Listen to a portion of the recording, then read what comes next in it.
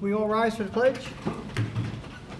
I pledge allegiance to the flag of the United States of America, and to the republic for which it stands, one nation, under God, indivisible, with liberty and justice for all. Clerk, please call the roll. Councilman Alvarez. Here. Councilman Cullen. Here. Councilwoman Eckhart. Here. Councilwoman Hudak. Supervisor Hay. Here. Notation of the exits in the front and the rear, and let electronic device, please put it on vibrate. Okay, first item on the evening is the public hearing for Barrett Hill. I make a motion to open the public hearing on Barrett Hill. I'll second it. Second. All in favor? Aye. I'll waive the reading of the notice. Okay, anyone wish to speak to Barrett Hill?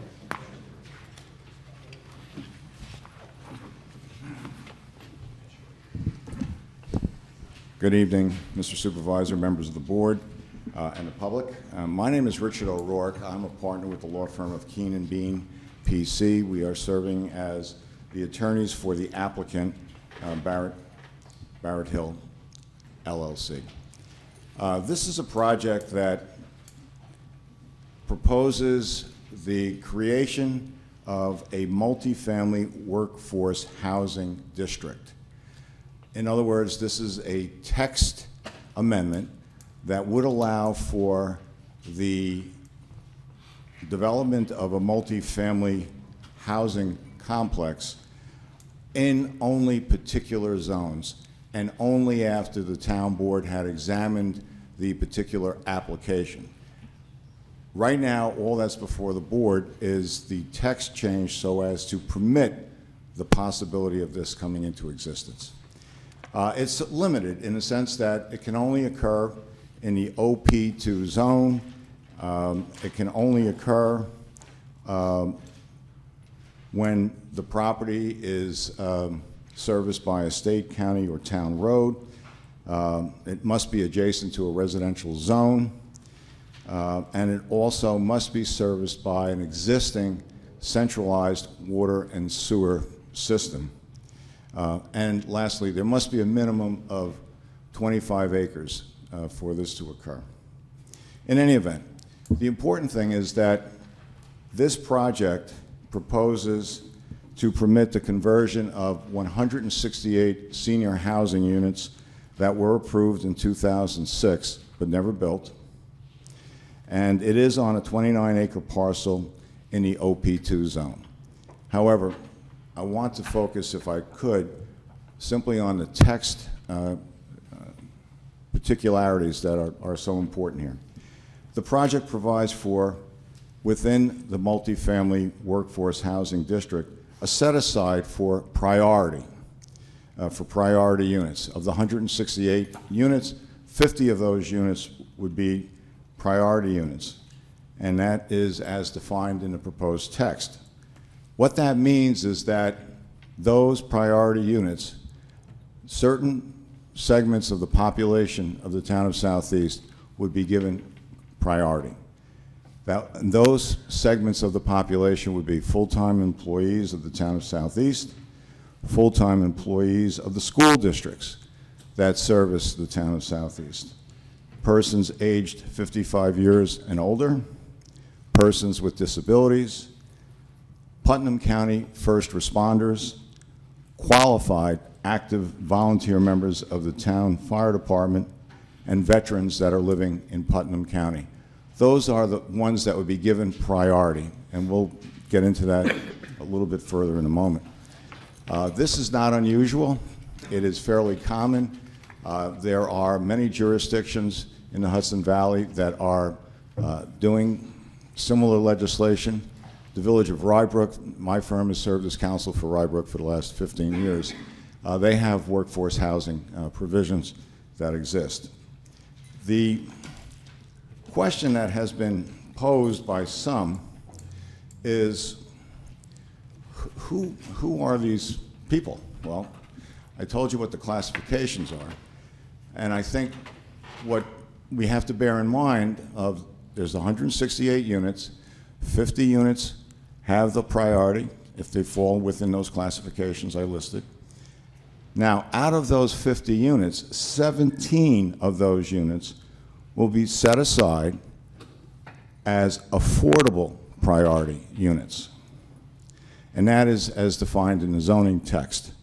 And there's been questions as to, well, you know, who are these people that would be getting this affordable housing? Well, you know what the classifications are, but there's been speculation as to who are these people.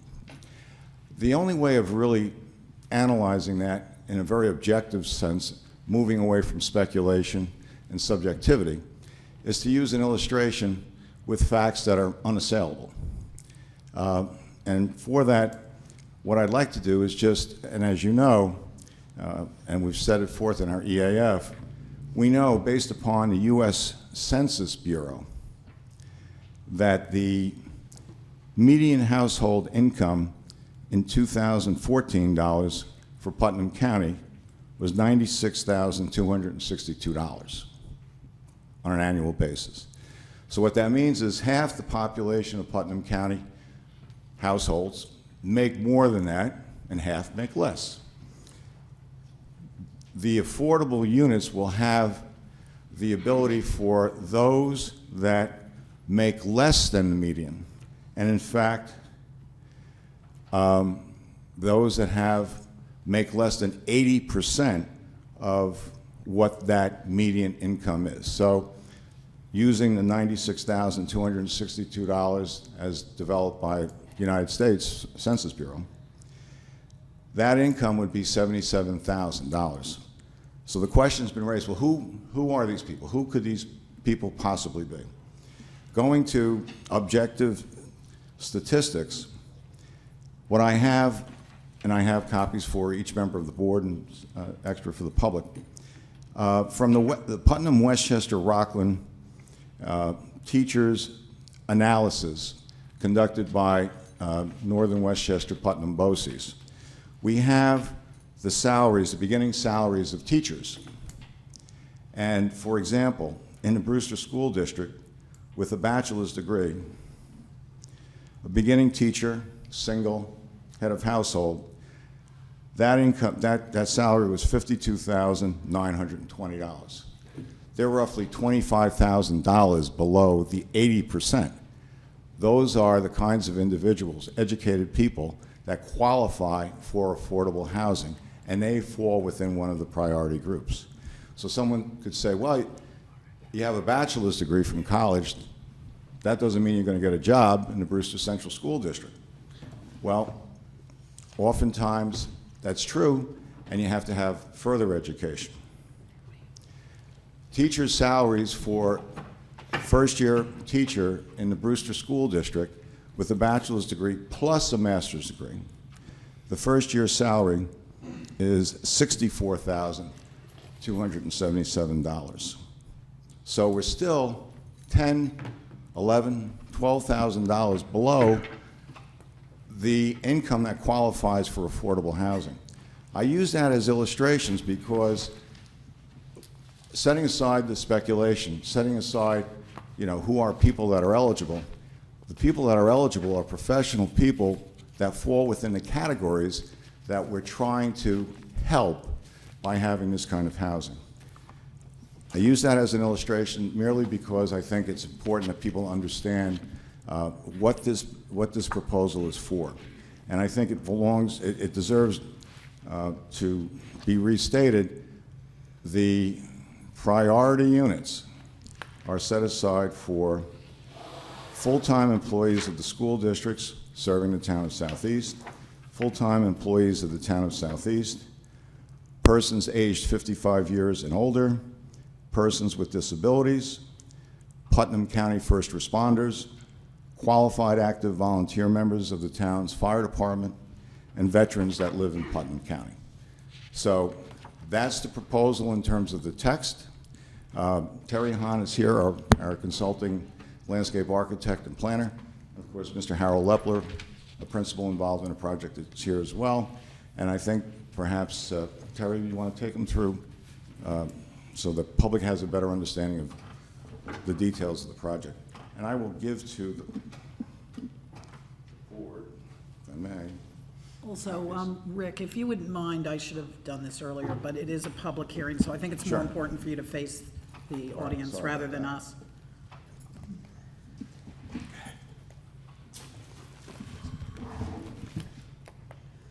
So, again, my name is Terry Hahn, LADAPC, land planners and principal of the firm.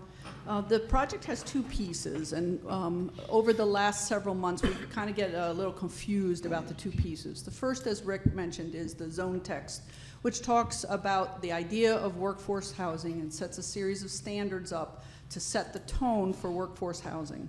We are also asking that this zone be applied to the property which is previously known as Mount Nebo Lot 6 and is currently known as Barrett Hill. Barrett Hill was originally approved, as Rick mentioned, in 2006 as senior housing, and that project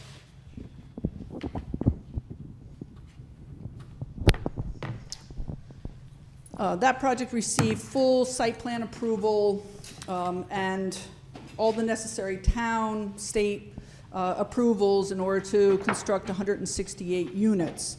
The 168 units were in 6 fairly large buildings that, with architectural review and all the various different pieces that the town of Southeast goes through, was fairly large, tall buildings. They were approximately 4 stories high with parking underneath and had an overall area of disturbance of which a considerable construction has already been completed. The area, if I could, here, the stormwater located along Old Route 22 and towards the back of the property is completed and is in place, and all the construction for the first 3 buildings over here have been completed. The proposal, in order to meet the requirements of the proposed zone text, has been changed a little bit within the scope here. The first element is that the requirement of the zone text is that there be only 1 and 2 bedroom units. The original approval for Barrett Hill was for all 2-bedroom units, and so they were quite a bit larger than the current proposal. And so the buildings are significantly smaller. They've got a lower profile. There is we go from 6 buildings to 8 buildings, but we are working within the original area of disturbance and the impervious surface. So this site plan remains consistent with the original approvals. The architecture also remains consistent, but you will notice that it's significantly smaller in scale and scope than the original approval. And so this is at the same scale as the previous one, and so it's a lot shorter. It's much more combined, and you have 20 units per building instead of the 28 plus the elevator core and the underground parking for the original approval. The overall proposal for Barrett Hill is subject to additional review by the planning board should the text change be approved, and also that it be approved for this particular location. So this is not the last discussion with respect to the overall site plan. It is simply the beginning point for that, because that will be referred to the planning board for additional review.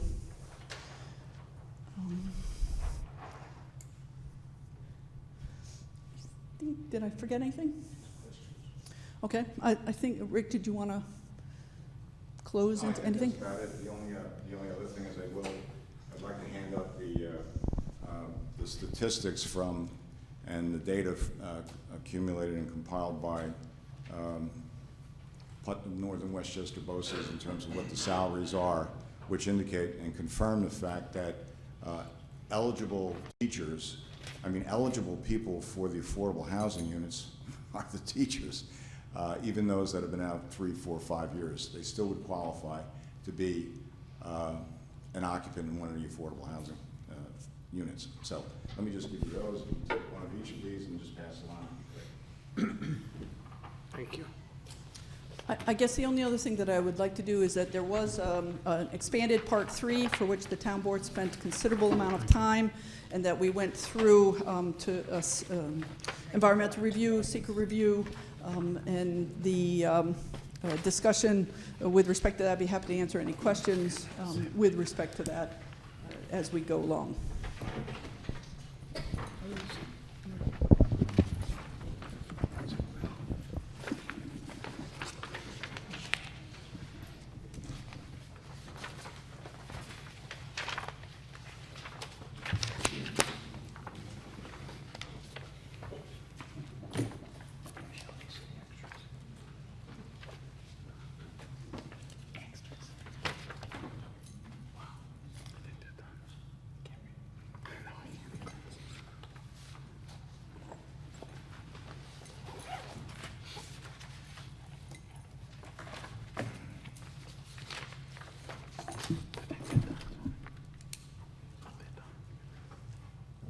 Are you going to continue anymore? Are you ready for public comment? It's a public hearing. That's our presentation so that everyone has a sense of what the application is about. And it's a public hearing, so Okay. whoever might want to Mr. Lupper comment. raised his hand.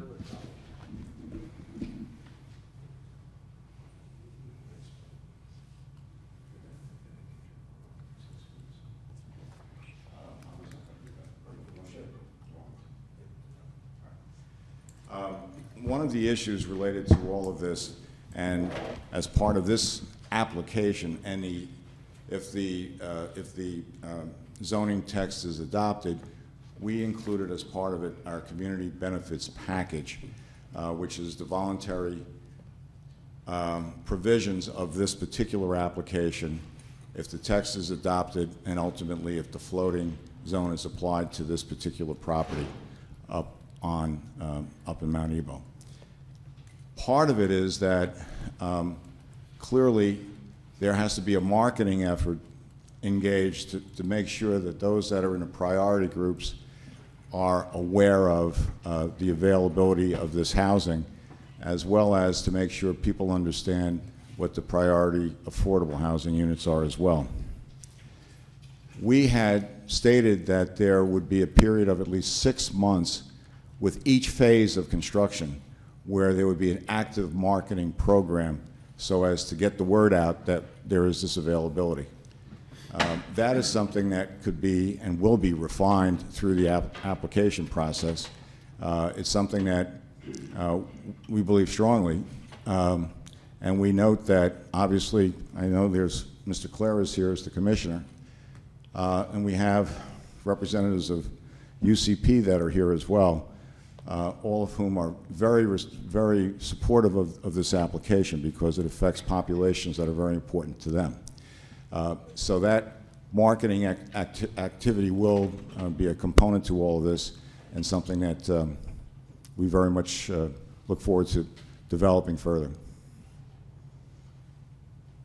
The one other element that came into play in discussions over the last several months was this all sounds great, but how do you make sure that it happens?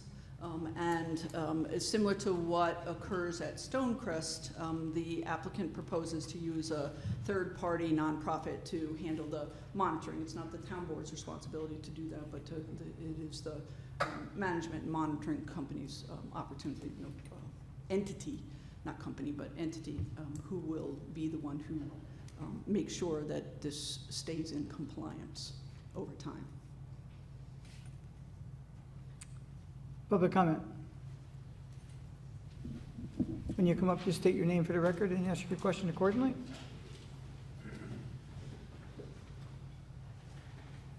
Yes, my name is Roger Billings. I'm a resident of Fieldstone Pond. And one question I'd like to know, what about the increase in traffic that this is going to generate?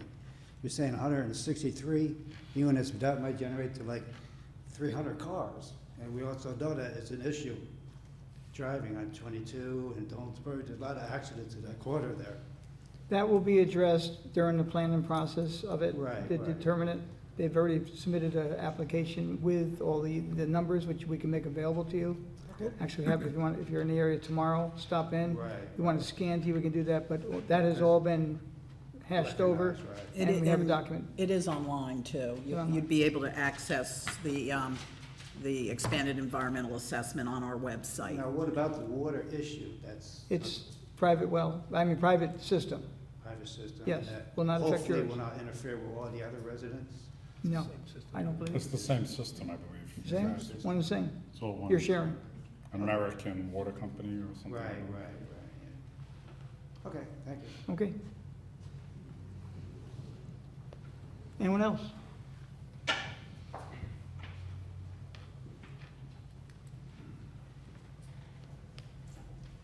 Good evening. Hi, I'm Ken Ford. I'm chairman of the board of directors of Hudson Valley Cerebral Palsy Association, right here down in Mount Ebo. We will be the agency that basically oversees the units that will be made available for people with developmental disabilities.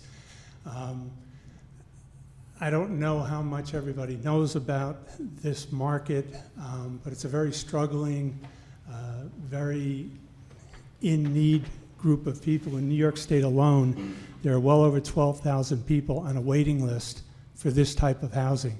These are people with developmental disabilities that can receive services through agencies like ours, funded through Medicaid, through the state. So therefore it has no impact on the local community financially, but would afford adult people over the age of 18, an opportunity to live in an integrated community and live as close to a normal life as the rest of us get to do. You hear one, I mean, just coming in tonight, I was speaking to a gentleman in the lobby who said he knew a person with their kid was 32, I think, years old, had cerebral palsy, and the parents took care of that child all these years, and now the parents are aging and ailing. And this is a person who is cognitively all there, but physically not, because the disease attacks your body. And many of our consumers are the same way. They're wheelchair bound, they could be quadriplegic, but up here there is smart and is astute and as bright as you and I, brighter than me in many cases. This is a very, very vulnerable population of the state of New York, and right here in Putnam County and right here in the town of Southeast that needs assistance to the point where it's almost tragic. Our agency is prepared to provide the services for those people. It would all be supervised through the New York State Department of Health and OMRDD. The funding would come from the state, some of it from the federal government. These people would go through the regular process they would with the state of New York, but they're simply out there, hanging out there right now. Some of them actually homeless, believe it or not, just waiting for this type of project to come along to give them an opportunity to live a wholesome, happy life in an integrated community. These folks are not going to be all segregated into one building. They're going to be dispersed throughout the entire complex, because that's the whole theory, is to try and give people a normal, integrated life in the community, give them as normal of a life as possible. Some of the other things we're doing at the agency is we're creating micro businesses to give people an opportunity to work, people with disabilities. You can imagine a grown man with Down syndrome trying to go out and find a job. You may have met him begging at the supermarket. Well, that gentleman takes a tremendous amount of pride in that job because he has something to do. He has a place to go. He's contributing to his life. He's contributing to our lives. And these are folks who are very realistic in terms of their expectations, so that they're delighted to be able to find an opportunity like that. We're doing our farmers market, we're putting people to work. We have an embroidery business, we're putting people with disabilities to work. We're doing a graphic art business, and we're putting people with disabilities to work. And it's an amazing thing to me, because when I walk into like our embroidery business there, I almost can't tell, because it's an integrated system. We have able-bodied people, we have disabled people working in there. You almost really can't tell who the disabled person is. But the easiest way to find out is talk to them and find out who is most excited about their job, and you'll be able to figure out who that disabled person is. This is an incredible opportunity that doesn't come along very, very often, because this housing is typically done through the state and funded by the state, and we are in a state where all those dollars have disappeared. They've dried up. Not only have they dried up, but all the funding that we currently receive has been reduced. So agencies like ours are struggling and looking for many ways to be able to provide more services for people with disabilities. This is a golden opportunity for us as an agency and for the people in the community of the developmentally disabled. These are everyday normal people like you and I that just may be stuck in a wheelchair. These are not mentally ill people. These are not dangerous people. These are people that if you sat down and talked with, you'd walk away with a smile on your face and realize you just met a delightful person. They just need a break. They need a chance. And this is the type of project that is so sought after by agencies like ours. So, thank you. Could I ask a quick question? Sure. That you may or may not have, I'm not trying to put you on the spot, because I No, don't no know if you problem. know. I certainly don't know, and I always have applauded UCP's work, it's outstanding, but every year at county budget time, we have to hear the moans and groans, and I understand this, of what Medicaid costs are. By implementing this housing, will it actually save on Medicaid costs, will increase them, or will there be no change at all? Are we bringing people into the county that will use more Medicaid? I don't know, so I'm asking you. If you know. No, first of all, you're talking such a small number as compared to the overall number of units that are there, that the percentage would be really insignificant. But these folks are getting Medicaid now. They may be being put up in a motel somewhere because they're homeless, and it's costing us, the taxpayers, a lot more money. If they're in a state facility, it's costing us, the taxpayers, a lot more money. I haven't looked at the numbers recently, but the last time we went through an OMEG audit, okay, and compared our numbers with the state's numbers, the Medicaid dollars spent by the state of New York for a person with developmental disabilities in a state facility exceeded expenses over ours by somewhere around 400, 500%. So the more we can get people into a facility like this that is managed and run by an agency like ours, it's actually a reduction in the Medicaid dollars, Medicaid dollars that are going to be spent, and less effect on the taxpayer. Thank you. Any other one from the public?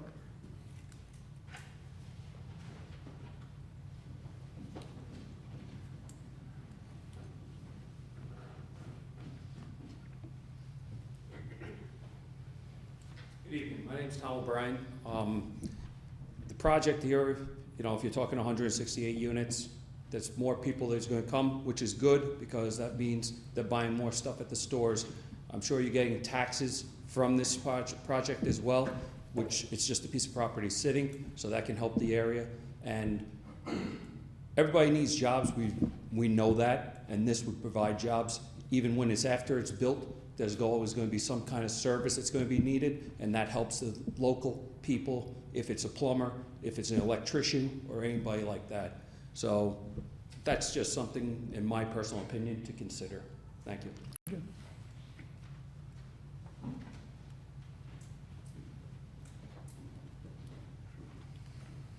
Yeah, Ken? Hey, Mr. Supervisor, all right. Kenny Clare, Putnam County Emergency Services. I approached Harold probably about 4 years ago. I wear many hats. One hat that I wear is very dear to me is being a volunteer fireman in Brewster. Deputy Chief, Fire Commissioner. One of the things I did talk to Harold about 3-4 years ago was the opportunity for our volunteers to stay in town. Many volunteers have gotten up, moved away over the years. Many volunteers. They can't afford to live here. They can't afford to live in our county. They can't afford to live in our town. Over the summer, we're very active. We have a lot of kids from college home, but of course, college is starting up again and they're moving away. They go to college, they never come back. And we ask the question, why don't you come back? We can't afford to live in a town. I think it's a great opportunity.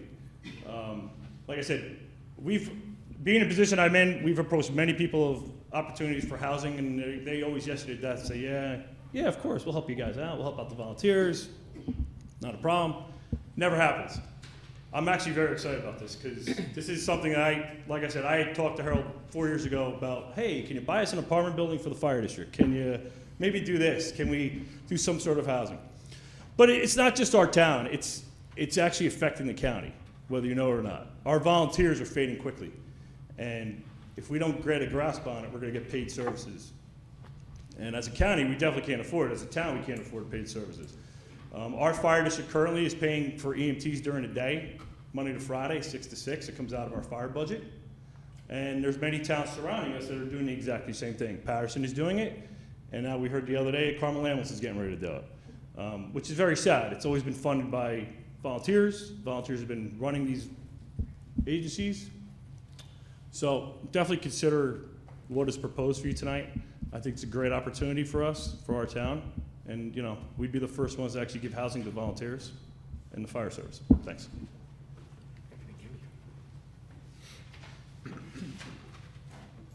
Anyone else from the public?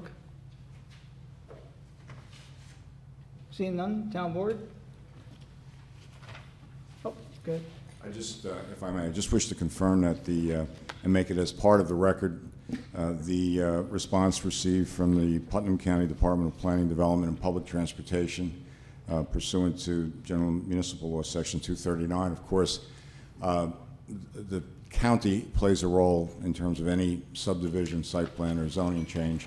And for the record, I just want to make sure you have that in the record, and that it's noted that, that they have approved what is proposed. Thank you. Thank you. You got the notice from the DEP as well today? Was that forwarded to you? Yes, we saw that. Thank you. Okay, I'm going to lead. I would like to begin by stating on the record that I fully support a zone text change for the Barrett Hill project, which would provide workforce housing, affordable housing for veterans, the disabled, and seniors. However, that can be all accomplished without changing Barrett Hill's age-restricted housing to non-age-restricted housing. I believe the only one who truly benefits from the removing the age restriction on the project is the developer, making the parcel much more developable and much more marketable. I first became aware of the Barrett Hill project back around July 13, 2014, when I attended a meeting at UCP. The people associated with the project wanted to change the age-restricted housing to non-age-restricted, and in return set aside 10% of the project units as affordable housing for Hudson Valley veterans. It was my understanding that there have been some federal or state funds available for veteran housing to offset some of the project's costs, and that veterans living in the complex would be able to use medical facility at the UC building just down the road. That scenario never came before the board. Barrett Hill's first application before the town board on May 11, 2014 for a zone text change requesting the age restriction be removed and replaced by a non-age restriction, and that a 168-unit project would reserve up to 25% of the units, 42%, a priority units for civil servants, of which 40%, 17 would be affordable units. On Thursday, September 3rd, 2015, when the Southeast Town Board adopted Resolution 64, 2015, of its intent to declare lead agency on this Barrett Hill project by a 3-2 vote, the project took on a very intriguing political life of its own. On Wednesday, 9/23/15, the town received a disapproval letter from the Putnam County Department of Planning of Transportation from the county planner. Dear Mr. Hay, I have reviewed the 239 referral materials sent to our office pursuant to New York GMU Law 239M. The County Planning Department hereby recommends that this local law change be disapproved for the following reasons. After a review of the recently adopted 2014 Town of Southeast Comprehensive Plan, the proposed change would conflict with recommendations made in that document. Specifically, one of the implementation actions in the housing development section states the town should encourage provision of senior housing in appropriate locations, either residential or commercial districts. Specifically define senior housing to ensure that the needs of seniors are met while minimizing the potential for senior housing to revert to standard market rate multifamily units. Replacing the senior housing criteria with a proposed special occupancy criteria for the entire OP2 district is not recommended based on one developer's project. That has since changed. Due to this disapproval by Putnam County Planning, it would take a supermajority vote of the town board to enact the proposed law. This means that 4 out of the 5 members of the town board would have to vote in favor of the proposal for it to become law. 12 days later, on Monday, 10/5/15, a person associated with the Barrett Hill project informs the Town of Southeast councilperson during a private meeting that the county made a bad decision on the proposal local law, which would have allowed the Barrett Hill project to proceed without restriction, and that they were going to get the county planning decision changed. 10 days later, on Thursday, 10/15/15, the town receives a letter from the Putnam County Acting Commissioner, Department of Planning and Public Transportation, requesting a resubmission of the Section 235M referred to as Barrett Hill. What I found particularly interesting in the letter was the following comment. Responses issued by this department pursuant to referral under New York State General Municipal Law 239M are appropriately issued by the Commissioner, Acting Commissioner, evidently inferring that the county planner was not. However, upon reviewing the previous Section 239 referrals from the county between October 29, 2014, and the date on that letter, October 15, 2015, 2 weeks later, shy of 1 year, a total of 19 referrals of New York State General Municipal Law 239M, one which was with Crossroads Project, were all signed off by the planner, and not one General Municipal Law Section 239M, was signed off by the acting commissioner as alleged. In addition, since October of that year, 2015, to Tuesday, August 16th, 2016, just a few short days ago, there have been another 13 referrals. And just yesterday, August 17th, 2016, when this very Barrett Hill project referral came to the town board with approval, signed off by the Putnam County planner, a reversal of the previous decision. Not one General Municipal Law, Section 239M, 33 referrals in the past 22 months, and not one of those referrals was signed off by the commissioner or acting commissioner. It was shortly after the exchange in October 2015 that it was brought to my attention by numerous sources that people associated with the Barrett Hill project were involved themselves quite heavily in the November 2015 elections.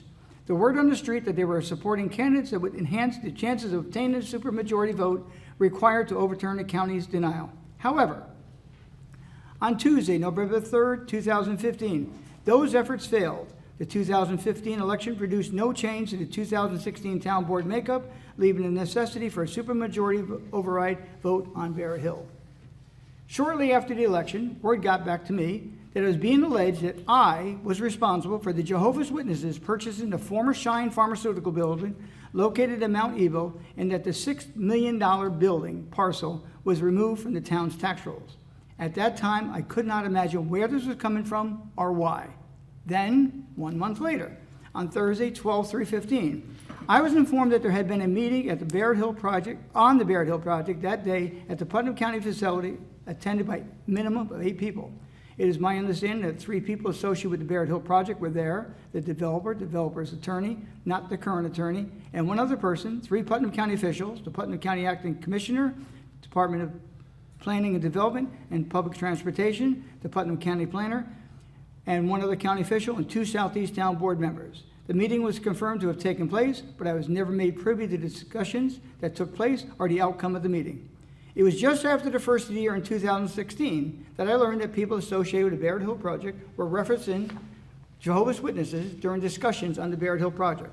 Was it being used as coercion, intimidation to support the zone text chain, hinting property could be sold to them? I have no idea, but I can only surmise. Developers develop to make money, and if the Jehovah's Witnesses have the desire, need, or interest in a parcel, there is nothing stopping them from purchasing the parcel, and a commission is a commission. Recently, during a comment period on the Barrett Hill project, I stated that sometimes people try to do the right thing. What I just described above, in my opinion, is not doing the right thing. I mean, coming after me personally and other people just don't make it in my lifetime. I'm sorry. Just think, if all that bullying, intimidation, political gyrations described above had been successful, and Barrett Hill had been approved back in September of 2015, we wouldn't be here this evening discussing community benefits, agreements, floating zones, multi-force workforce housing districts. None of that been there. The disabled and seniors were only afterthoughts. I have been skeptical of the project since day one. In my opinion, it wasn't about veterans. It was all about removing the age restriction. That's where it started. It wasn't about veterans' workforce. It was all about removing the age restriction. It wasn't about the handicapped. It was about removing the age restriction. And it wasn't about seniors. It was about removing the age restriction. as they were the very last ones to be added to the priority list, was just last month. Going back to 2006, it was my understanding the town board approved the age-restricted housing in the OP2 commercial zone. The rationale being commercial zones do not add students to a school system, and that age-restricted housing would have the same effect. Even Barrett's Hill July 15, 2016 EAF, page 3.5-3 states, based on 2014 and 2015 tax rates for Brewster Central School District, the approved 168-unit senior project would be projected to generate $657,534 in annual property tax revenues to the school district. With no children to the district would occur cost of services from the senior project. That $657,534 is a net positive to Southeast residents.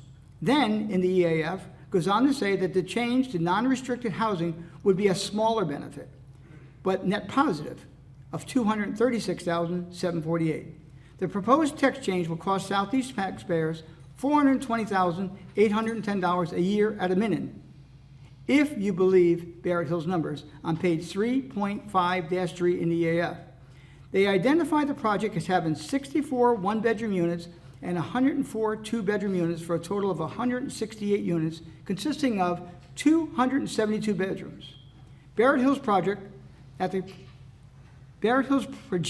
that the project will only produce 26 public schools students at a cost of $16,185 per student, for a total of $420,810. Personally, I don't believe that number is severely estimated, and let me explain why. In a town in North Salem, just a stone's throw from the southeast border, there is a non-age restricted multifamily project known as Bridleside. Bridleside has 21 bedroom units, 40 two-bedroom units, and 5 three-bedroom units, for a total of 65 units, considered 105 bedrooms. Now, in this latest EAF, it says something about 75 families, but I have an official record, it's 65 units, so I don't know what the 75. So Barrett Hill has 168 units, Bridleside 65. Barrett Hill has 272 bedrooms, Bridleside has 105 bedrooms. Barrett Hill's projection is 26 students in the school system. Bridleside had 21 originally. I have 28 here, and I have it confirmed today.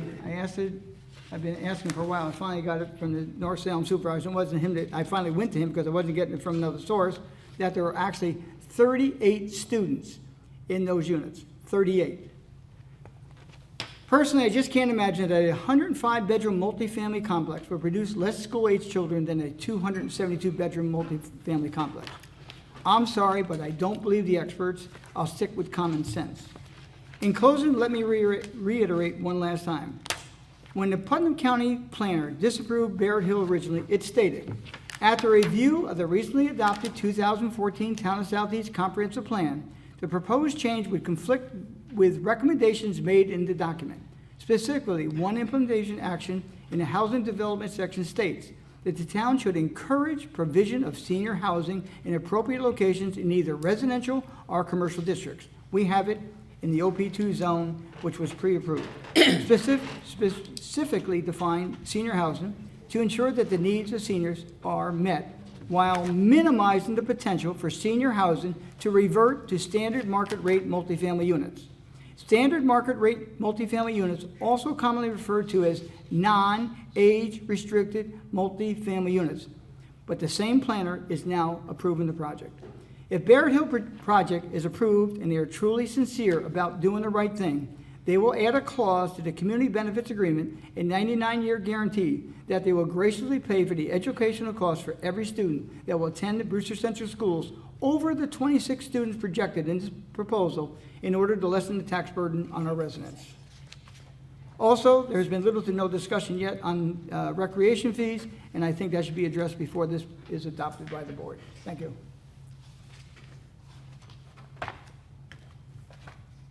Next.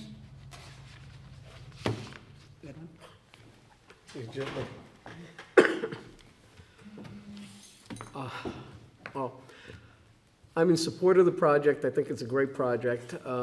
But that being said, wow, I'm sorry, Tony, you you kind of threw me for a loop there. I didn't expect all that.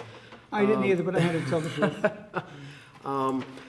What I've heard, at least when I was running for reelection and all that, and I think it still holds true today, is that times have changed. The marketing plan of 10 years ago is no longer the marketing plan of today or yesterday. And I think it's the applicants,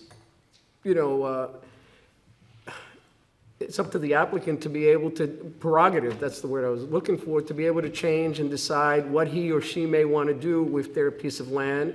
And again, I just feel that times have changed. They've chosen to go a different marketing way, and that's one of the reasons for removing the age restriction. As far as the school children are concerned, there's been a lot of talk, one way or the other.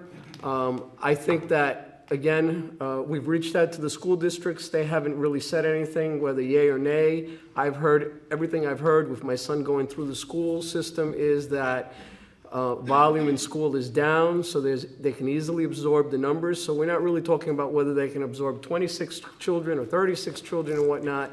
The question is whether or not we can absorb the taxes that are going to incur with that. I think it's been said before, and we'll say it again, is that I strongly believe my taxes are going to go up regardless of whether 26 kids or 33 kids go into the school district anyway. And I think in talking to other people who probably know a little bit more than I regarding taxes and all that, I'm not putting anybody on the spot here, but the school costs of the taxes, some of that is administratively. So once again, whether 10 kids go to the school or 100, there's a portion of it. I'm just carving it out. I'm just saying, if it's $100,000, $20,000 of that is already spent on administrative fees. So we're really talking about $80,000. So that makes the number go down a little bit.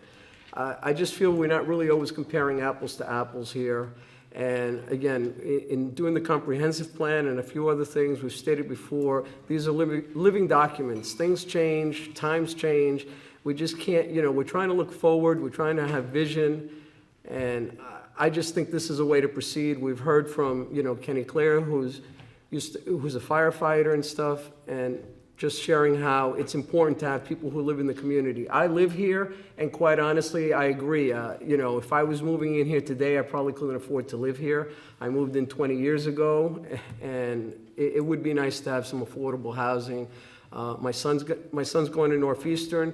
He wants to be a pediatrician, but he just took an EMT course. And like Kenny said, if he volunteers, he can do it while he's here for the summer, but after that, he's gone, and he's probably not going to be able to come back unless I'm still living here and he can afford to live at home. We used to kid around when I was growing up, if you were at home at age 30, you were a mama's boy or whatever, and they made fun. Now that's a necessity that you're at age 30 and you have to live at home because you just can't afford to live in certain communities. But thank you. Want me next? Sure. Go. Okay. Thank you, Tony and Edwin. And thank you for the presentation tonight. While it is a developer's prerogative to change their mind and to develop, that's what they do, it is not a right. And I think that's really important to remember, that the comprehensive plan update was only was only done in 2014. So we're talking about 2 years. It's not like it was the original plan. We made a special effort to update it. So I think that's important for the public to know. Another thing I think is important for the public to know, when I ran for office both times, the biggest complaint in Southeast and Putnam County is our taxes. And while the school might be able to absorb the students, and I don't think anyone has said that it couldn't, there is a cost. There is a cost for each student. So every student that comes into the district will cost us more money. And that just is something to remember, because I look at it as our fiscal responsibility to really bring the best development we can. I am what I really dislike is backing a project in and letting a developer rewrite our zoning. I am not against having affordable or workforce housing. I think that can be an excellent thing. I do think, and our comprehensive plan committee and all the residents who came to our meetings, and there were many, and our town planner feels that we have affordable housing. You might not agree, but that is the conclusion we came to. We are not under orders from the federal government or to have more affordable housing. I did take a look at affordable workplace housing because I also am concerned with recreation fees. I do feel now that it isn't senior housing, we deserve recreation fees. Some towns with workforce housing charge 50% of their normal recreation fee. So I think that's something we really need to address if you're going to recoup some money for the town. Yorktown, and I think, I mean, and I agree, I think the affordable housing should stay in perpetuity. Most towns agree. And getting back to backing in, I would much rather, I think from a good planning point of view, we really need to rewrite this the way people in town want it rewritten. If we're going to add a component for workforce housing or affordable housing, I have no problem with that. I just don't like, this is much more of a haphazard effort, I believe. Yorktown makes it a requirement for all new complexes to have a, to include affordable housing. They also have a minimum and a maximum head count per bedroom. That's common too, and that can be very helpful, I think, especially because when I looked at the floor plans, I was surprised to see that every 2-bedroom unit in it, and there are 104, have 2 bathrooms, and that's a wonderful thing, but it does make it easier if you're going to raise children within that unit, I think, to stay in that unit and possibly have more kids in that unit. Menia has workplace affordable zoning. And there is a fee if a developer does not include an affordable component when they build. Pauling has an affordable housing board and a housing trust fund. Somers has affordable housing board. Affordable units must be available in perpetuity, not just for, or marketing's different, but I think 6 months is much too short a time. Bedford has affordable housing. They have no priority groups. I know it was important to our planner, and I won't put words in her mouth, but she does not, AKRF is not a big fan of priority units, and I understand why. I think they can lead to litigation. East Fishkill has affordable housing. Their units have to pay up to 50% in a recreation fee. In Putnam County, Carmel, Kent, Patterson, Phillipstown, and Putnam Valley, none of our neighboring towns have affordable or workplace housing in their zoning codes. So I think good planning is a municipality's obligation to their community. It's obvious that this change to our code isn't good planning, but rather a workaround to our existing code. Good planning is never dictated by a particular, should never be dictated by a particular applicant. Good planning is never codified by backing into a particular project.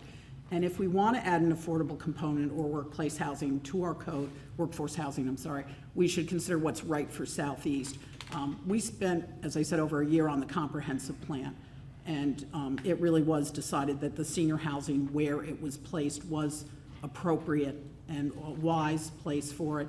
We haven't really even gotten into TerraVest, which is 63-bedroom units. So it's 60 3-bedroom units that will fall into this new OP2 workforce zone. Even if we say now they can only have 2 bedrooms, those houses could lend themselves to the 2 bedrooms and a den. And I think they're detached houses that will really increase our our student count too. So I would much prefer to support a rewriting of our code that's much more comprehensive and does not just address 1 or 2, possibly 2 units or developments. I really think that it is the tail wagging the dog the way we're doing this now. So recreation fees, I think, are a must. I still am confused by this one page of 75 families, only 8 in the Bridal Side project. And it was unclear, the private and public school, that did change a lot as well. So I think we need to really examine this before we pass it. I think it costs taxpayers money, and there's a lot more to it, to good zoning, than doing it this way. Thank you. Liz? You know, in the first instance, I'd like to point out the fact that since this project was first brought before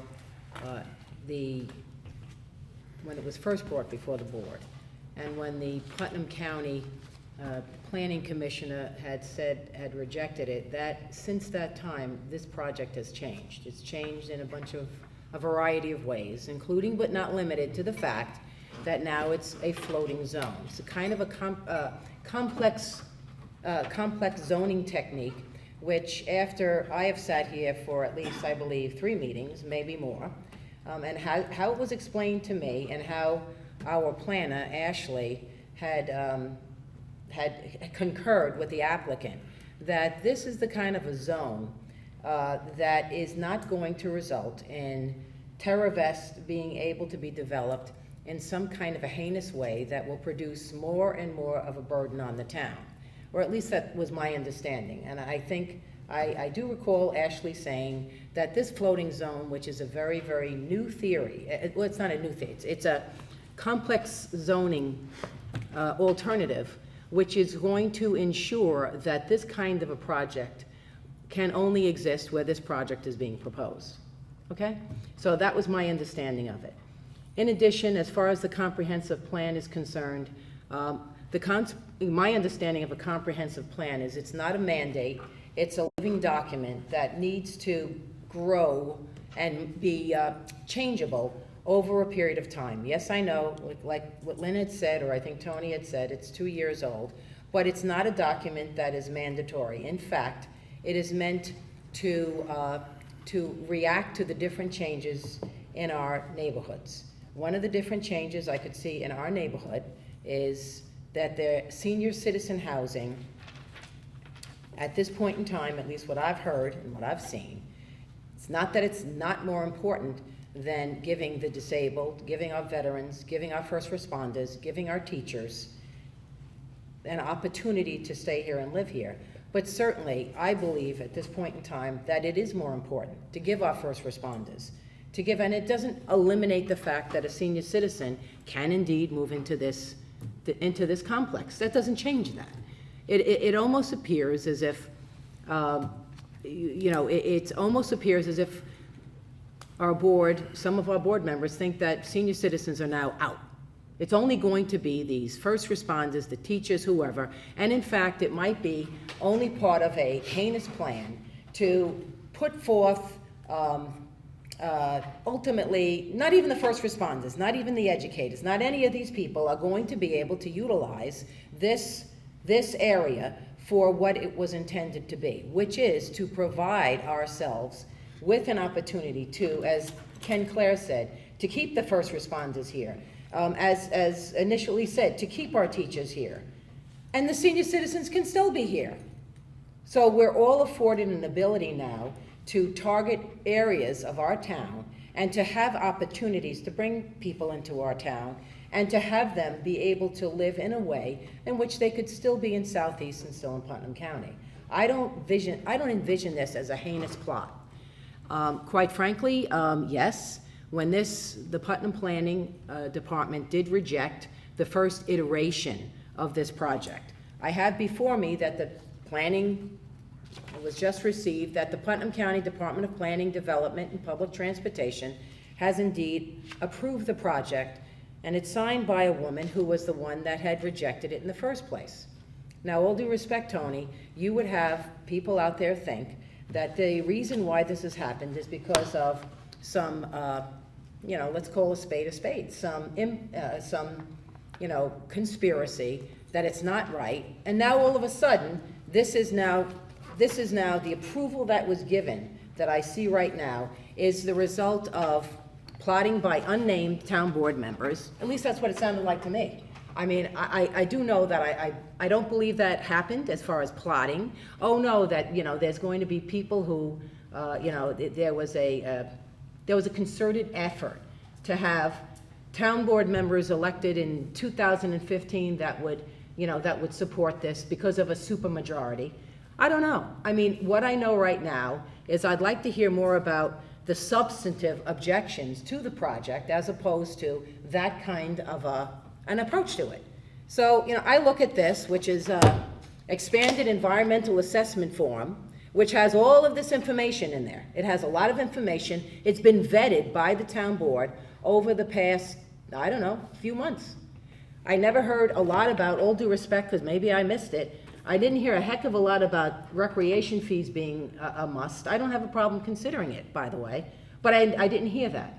I didn't hear anyone sitting here at a public hearing tonight attacking the project, and you're the public, okay? I didn't hear that. I heard a gentleman in the back who came up here and had a bona fide concern regarding traffic, which has been addressed in this book that is online and that you can see. I heard Tony address the issue with the education. I think he said 26 school-age children. This book says that it is expected to generate 29 school-age children. And the last paragraph, it says, it is also important to note that at least some portion of the 29 students generated by the apartment project may already be students living in the district and enrolled in the Brewster Central Schools. Tony and Lynn respectfully bring up this other project in this other town that has different requirements. I don't know. I haven't been looking at that project. I don't know how that project can mesh with our project. And I don't really know whether the book that I'm reading right now, which says that there's declining enrollment in the Brewster School District, declining enrollment, is it just fantasy? Is it farcical? Well, I think that this project is going to be vetted a heck of a lot more than sitting here tonight. But what I'm impressed with is the fact that we had no negative comments other than those from Tony, respectfully, and Lynn. That's it. And it would have been nice if I could have heard more negativity that was expressed in a substantive way. And that's what I would have liked to have heard. Tony's, here's the education, here's this. I'm a little upset over the fact that there's apparently veiled, I'll be kind and say veiled, allegations of impropriety. I know I didn't see any of that impropriety, but then again, but let's look at the substance of this. Let's look at what is being provided, and let's not instantly question the motivation of the developer. It's not like we're putting in some kind of ridiculously difficult or terrible people. You have people coming here and saying this for the disabled, it's for the public service people. I just, I have, where are you? Back there. We have the heads. We have the head of UCP and his assistant here. So let's approach it that way. No, I am in favor of this. I'm not going to sit here and question the motives of the developer or be conspiratorial about it. I want to see what we can do for these people in this society. And let me tell you something. See this book that I'm holding? There's going to be a lot more vetting. There's going to be a lot more vetting of this. And at that point in time, I would ask the public to come in. Ask the public to come in and to show us what the negative comments are. Go right ahead and do it. But as for me right now, I am in favor of this project. And it's for the right reasons, and it's because I've read what they provided. They have reacted to that which we have said in the town board. They have modified the zoning approach to this. I am satisfied that the modification is going to address the issues regarding a sudden influx of many, many people. Thank you. I thought you forgot me. I thought you forgot me. You skipped me at first. Yeah, I wasn't really planning on speaking tonight. It was a public comment, but public hearing, so I was waiting for the public to speak, and I thought that was going to be it. But I like you a lot, Tony. I respect you, but some of the things you said I think were just out of line.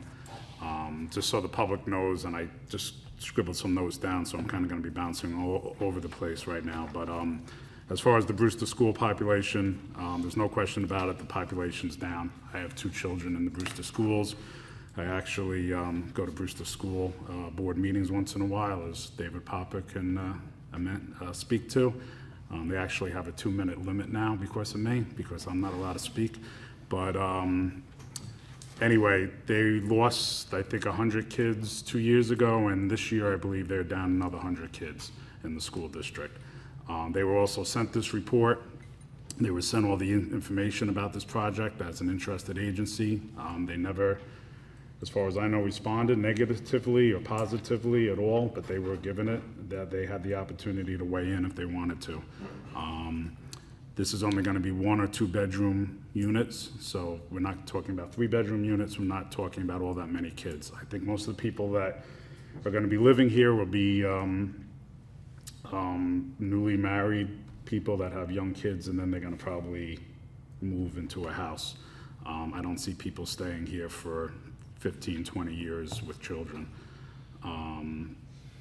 As far as the volunteer firemen are concerned, Brewster Fire Department is the busiest fire department in Putnam County.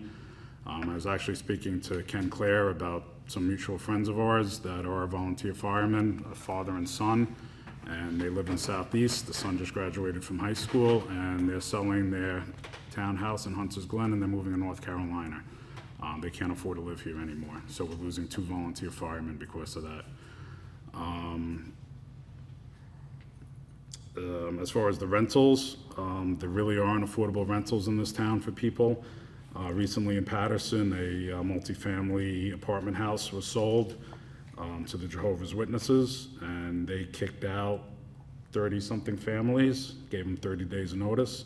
These people were, had to leave, they had to uproot their children, and you know, a lot of them couldn't stay in the Brewster School District anymore. As far as the recreation fees, we didn't really discuss that yet, but I understand there will be a pool at this project. Most of the condos that have pools, those people that live in these complexes, they do not use our recreation programs. They use their own pools, and whatever programs they do use, they pay, like football or soccer or any of the other programs. So I don't see it being a burden on our rec department. And also the developer, just keep in mind, has been paying for years property taxes, school taxes on empty property. That's been going to the Brewster School District, to the town, Putnam County. And as far as I kind of agree with Liz, of all the people that are here tonight, only one person raised some concerns about traffic. I don't see any major outrage here of people concerned about this project. I think that's something we have to think about. And just one last thing, I think Tony must have just read the Pelican Brief recently. I don't know if you ever read that book by John Grissom, but... Well, it didn't happen to you, so you're not aware of it, but trust me, it's all true. Okay, well, the Pelican Brief, you guys should read it. It's a little fiction, but it's about... No fiction whatsoever. Yeah, None. about, some lawyers trying to change the makeup of the Supreme Court, so I don't know. But anyway, that's it. Tony, can I just add one thing? Yes. Or two? I don't think, I just want to be clear, this is not at all about worried about excluding seniors at all. I don't think any of us expressed that, and I know they're included. It was added as the last of for the priority units. I think it's important for the public to remember too that although some of these apartments will be subsidized for lower income, it's only 17. And what I brought up tonight, and I have brought this up before, Bob, and I think maybe Tony did too, is recreation fees. I've mentioned it at least at the last 2, possibly 3 meetings and in private meetings. And when I say private, there was not a quorum present. Also, I have brought up for the first time limits on occupancy, which now that I have seen by researching other town codes, I think is really important and something we might want to consider. But I also think this is not, let's not confuse things. I don't think anyone on this board is saying that the school population is going up. I think we all realize it's going down. We still have to pay for students. And it's by inches that our taxes are going up, and that's a good thing in many ways. But it does cost people money when it went from commercial to senior, neither of which put kids in the school system, and this will. So I think it's important to remember that. And Tony, I want to thank you because I think sometimes pulling back the curtain is a good thing for the public to know. They don't have to believe you, and there are always other explanations, but I thank you because I do think it's important. Lynn, just when you say pulling back the curtain, as far as the substance or the truth or falsity of the allegations that Tony just made, I just want to make sure that I understand. No, I think, I believe everything Tony said was true. But you can ascribe different motives or motivation to people, and that's fine. And I don't think Tony ascribed that much in motivation. I think what he said was true. And I do think it's good for the public to know how things go through the process. And it is, even though the process is open, to a large degree, there are things that go on behind the scenes. And I think it's important for people to know that. Okay, but that includes like when you had private conversations with whoever when a quorum wasn't present then, correct? Yes. Okay, yes. I just wanted to make sure. So the bottom line then is, you know, the fact that there are private conversations. Well, if they weren't confidential, that's different. Confidential is different. When I say private, I mean that they weren't held at a public meeting. That's the difference. I'm not talking about if people on this board had confidential conversations. I don't know about them. I don't have to know Well, by about very them. nature, it's a confidential conversation, but at this point in time, you know, I just want to make certain that everyone realizes the fact that if there are private conversations occurring where there's no quorum, or where a board member might want to look into something a little bit deeper with whoever it is, you've done it yourself. Oh, it's I've done it on completely- occasion, Right. but, you know, decidedly, I really do think, you know, in all due respect to you, Tony, that there was an air around what Tony was saying that indicated that there was an impropriety. No. And- Okay, good. No, So I- if that's All the I case. did was state facts. Okay. Everything that I have produced here in writing. I just want the public to know what I've been going through for the past 2 years. Your name is not out there in public when it's happening, okay? Bob's or Edwin's, my name. I did this, I did that. There's a lot out there in public. Maybe you don't hear it, but I'm gonna tell you right now, the public has heard it. The thing with the Jehovah's Witnesses, I mean, I could ask some people right now if they even mention it, but I'm not gonna embarrass anybody tonight. But I can prove 99.9% of what's stated here. And I didn't say, all I said, there was a meeting at the county. I was not made aware of it, and I don't have to be aware of it. We all have meetings, which I'm not accusing anyone, I didn't accuse anybody of anything. There's no allegations.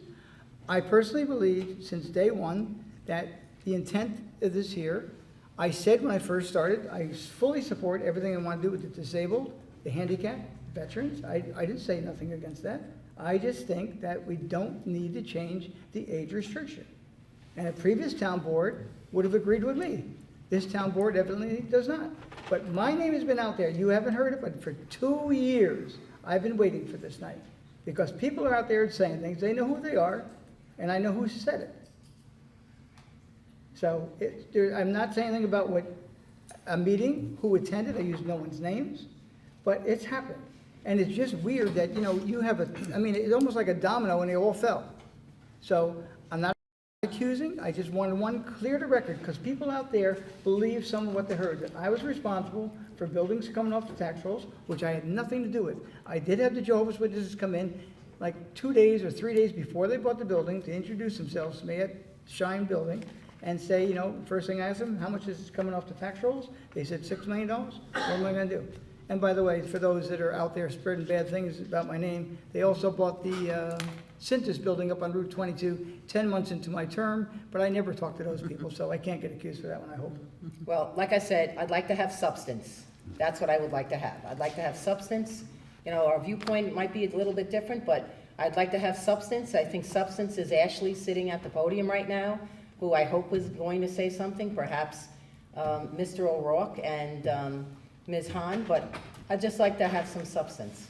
And if I just, you know, it's not unusual for projects to change in the scope. The town of Somers in Westchester, Heritage Hills, when that was built, that was originally 55 plus.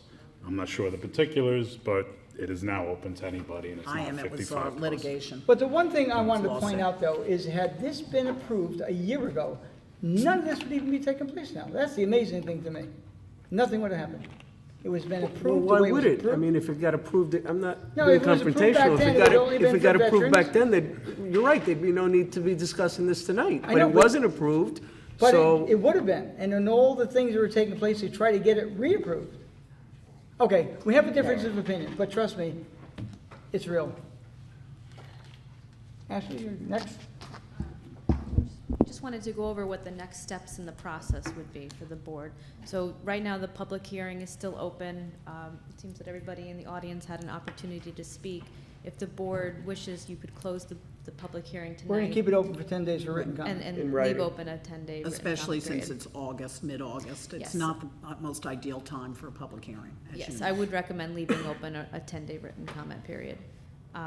Following the close, and actually during this time on Monday night, I anticipate that the planning board will be making their report and recommendation on the zoning. So at your next board meeting in September, 8th. you could consider a seeker determination on the project, and if you were to vote for a negative declaration, you would also be able to vote on adopting the zoning at that evening. If you vote for a positive declaration, then that would put this into an environmental impact statement. Thank you. Thanks. Anyone else?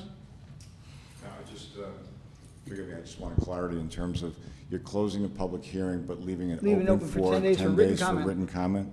Okay. Yes. Well, Thank if you it very We much. haven't done it yet, but before we Okay. I just- close, I'll explain that. Anyone else in the public?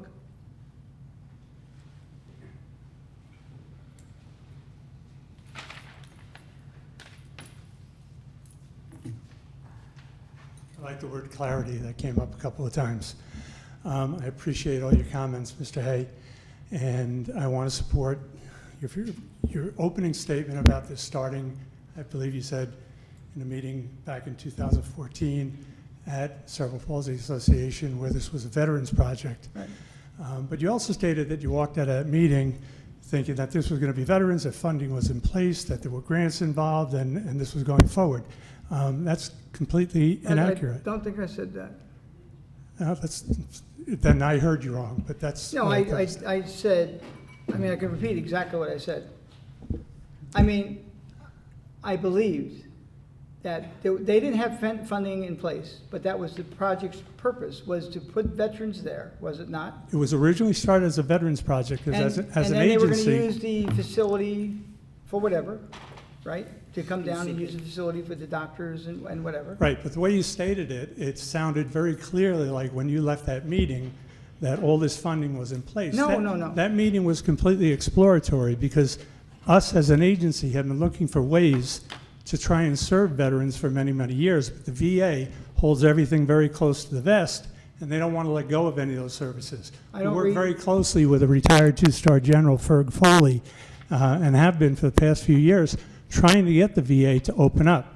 We left that meeting saying that we were going to try and seek funding to do a veterans But, promotion again, there. I don't like speaking in public, believe it or not, okay? Absolutely hate it. Here's what I said. It was my understanding that there may have been some federal or state funds available for veteran housing to offset some of the project costs, and that veterans living in the complex would be able to use a medical facility at the UCB building just down the road. Right, but by That's an area- stating that it was your understanding that there may have been this funding available is completely inaccurate, because there was an exploratory meeting to start trying to look for funding. Since then, we've been down to DC, we've been all over, we've met with congressmen, we've met with senators, we've met with the VA.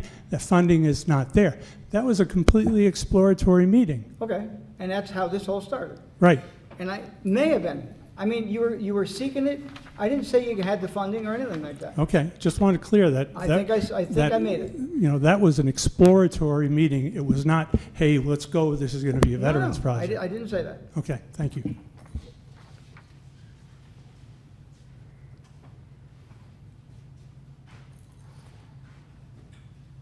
If I can speak for a moment, Mr. Hay, Harold Lepler speaking.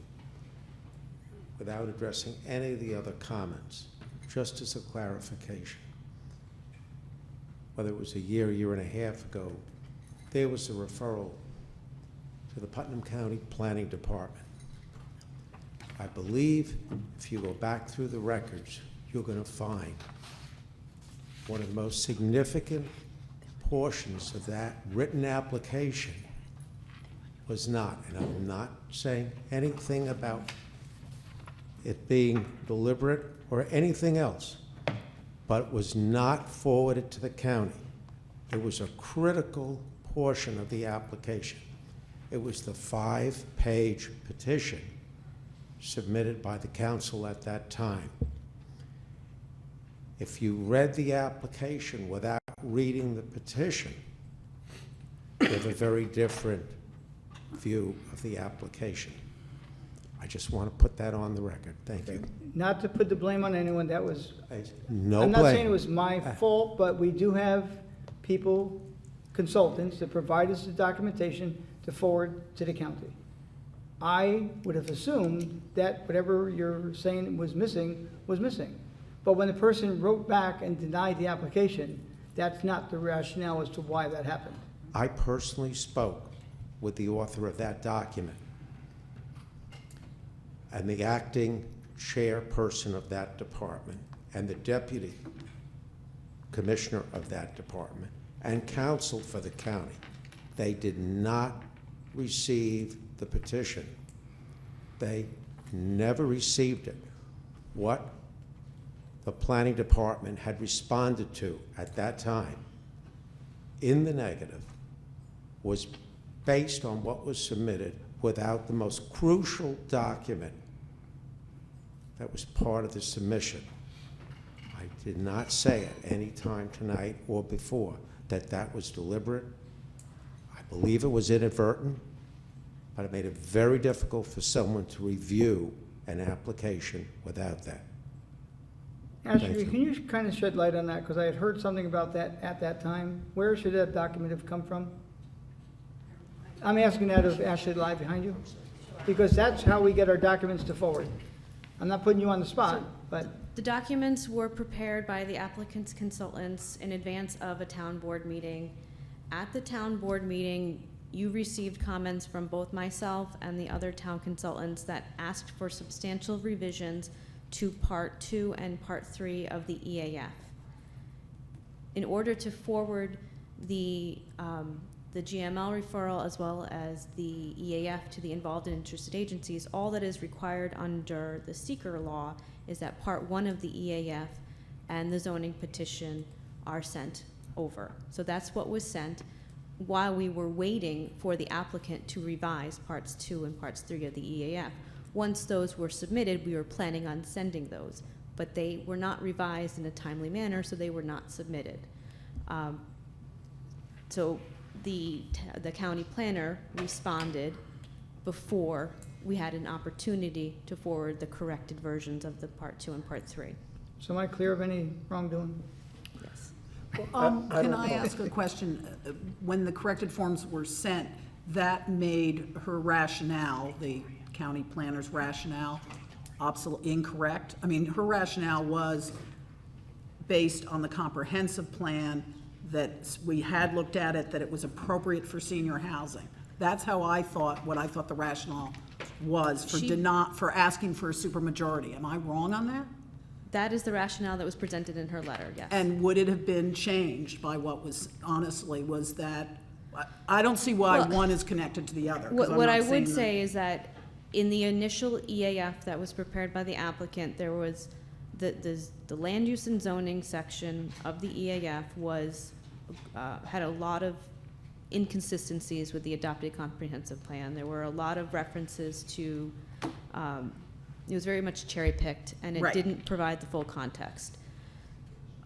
What is now provided to the board and what was forwarded to Putnam County Planning is something that is more representative of what was in the comprehensive plan. So, But that was a more recent addition. and that's the That was not in the- that's the only time she's gotten Parts 2 and Parts 3. This is what she just got a month ago.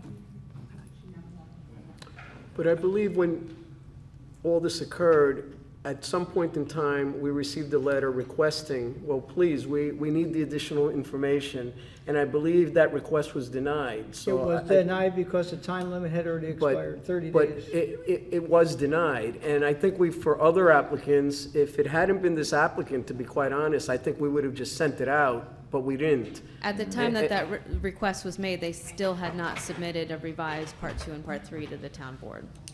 So we had nothing to forward. Could I make just an inquiry?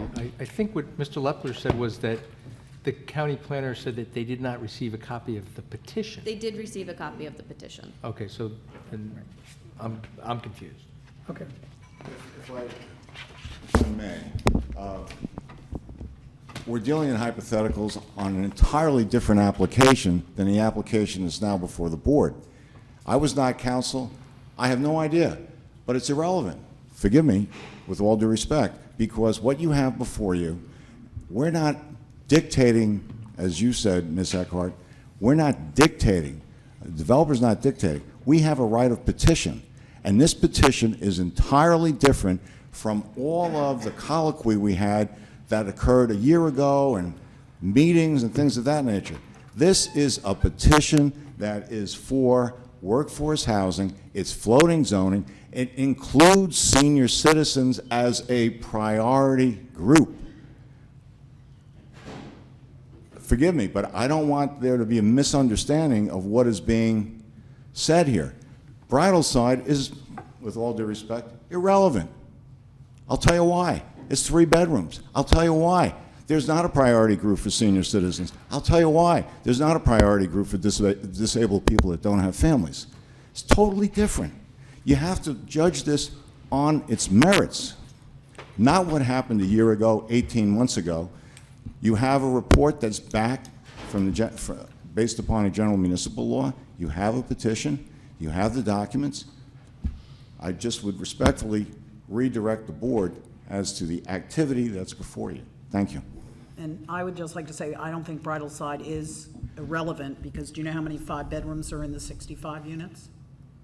I mean, 3 bedrooms, I'm sorry, are in 65 units. I don't know Okay, any it's of the 5. data. It's 5, just so you know. So to say it's irrelevant when they predicted 21 students and there are 38, it is relevant. It may be a different configuration, but I think it does behoove this board to make sure that, that we look at everything. I never Consider it. suggested otherwise. All I'm suggesting is that that is so totally distinguishable because of the number of bedrooms, because there are no priorities that are set other than the fact that it's affordable housing. What we're proposing is entirely different. Entirely different. That's my opinion. And that's where we're going to go from. And I know the Bridalside of North Salem, they're all new people that moved up to North Salem. They're not people that lived in North Salem No, and that shifted. that is not true. That's absolutely not Well, true. It does, look, I believe you most see- of the people came They had new. kids. Forgive me, already. with all due respect, again, that's another reason why it's irrelevant, because take a look at the priority groups that we're encouraging. We're talking about the EMS people that are here. We're talking about the school district employees that are here. We're talking about the volunteer firemen. It's totally different. But that's my opinion. You're entitled to yours. I made my record. Thank you. Thank you. Anyone else? I'm going to make a motion to close this portion of the public hearing and allow 10 additional days for written comment. Second. All in favor? Aye. Thank you all. Work session, discussion Article 4, Section 131-2, commuter parking. You wanna just let people know? Yeah. Okay, in or backup, 13120, parking prohibited certain hours. Parking is prohibited from 3 a.m. to 6 a.m. in Southeast Station parking lot and the Gold parking lot, which is next to 67 Main Street. One of our new parking enforcement officers brought this to my attention, and when he brought it to my attention, I said between 3 and 6. Many people, of course, work in New York City. They work different shifts, so people could not leave by 3 to 6 a.m., and I'm just going to make a recommendation. We strike this from the code. But I know the last train that arrives from New York City in Southeast gets in around 3-something in the morning. But- So a lot of people do take that train back, but the first train that leaves is around 4. Basically, Yeah. Southeast is a 24-hour train station, and I fully support And many getting rid of people, any and restrictions. many people go on Monday and Right. come back on Friday or whatever, so. Right, and a lot of people leave, right, they leave their cars there overnight or for a couple of days, and, So you for the know, next they- meeting, I'm gonna bring this forward with, just removing it from the code. Tony, that's a local law, so you're going to have to do a right. public hearing. Yeah. Okay, so I'll make a motion to Set set a a public public hearing. hearing for September 8th, our next meeting. I'll second. All in favor? Aye. Aye. Thank you, Will. Okay, I make a motion to go into the regular portion of the meeting. I'll second it.